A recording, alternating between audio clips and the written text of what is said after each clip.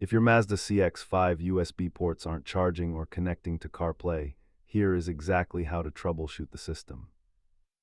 Before you tear into the dashboard, remember that over 60% of these issues are caused by low-quality charging cables. Let's walk through the diagnostic steps to find out if the problem is software, hardware, or just a fuse.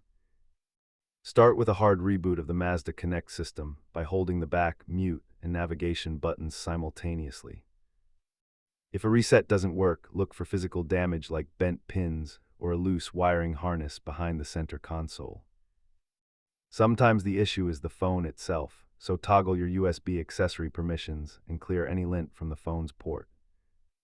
Replacing a fuse or updating firmware is an easy DIY task, but a failed connectivity master unit usually requires a dealer. While a fuse costs pennies, a full hub replacement is around $160, excluding labor. Use a multimeter to verify if the port is providing a steady 5 volts of power to your device. Keep a set of plastic trim tools and a high-quality data cable on hand to avoid damaging your interior during the fix. Always remember to check the simplest point of failure first before assuming you have a major hardware breakdown. If these steps helped you get back on the road with CarPlay, hit subscribe for more Mazda troubleshooting guides.